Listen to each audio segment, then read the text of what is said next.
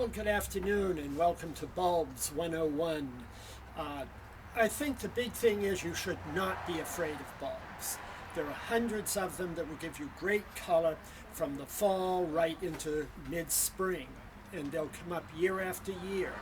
There's so many new types of bulbs that will keep varmints away, and there's new sprays that will keep them away, so you shouldn't be afraid of using them to extend your repertoire of beauty.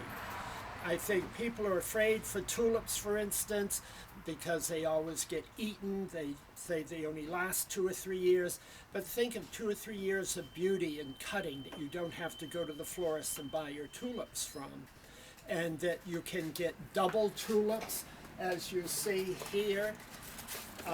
There are lily flowering tulips, tall ones, short ones, that you can do, and they're very easy to keep the varmints away from them.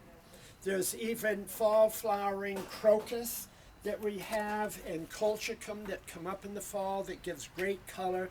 And this one here, stativa, is the saffron crocus, so you can grow your own saffron here.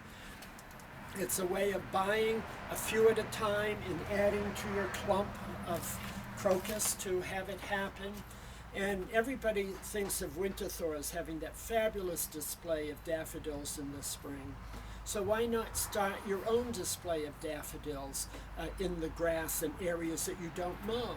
So you let them come up, flower, let it grow, you mow it down later, and every year you add a few more and give it a little fertilizer, and you'll have a great display for years to come. And not too many things do this. There is here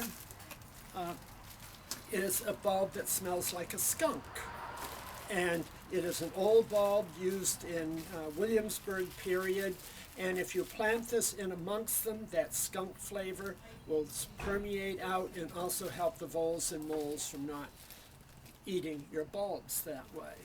Or by putting a fungicide on them, bulb saver, that too will help keep the rodents from eating your bulbs during that period. There are ones that will come up through the snow like snowdrops, and this one is pushkinia.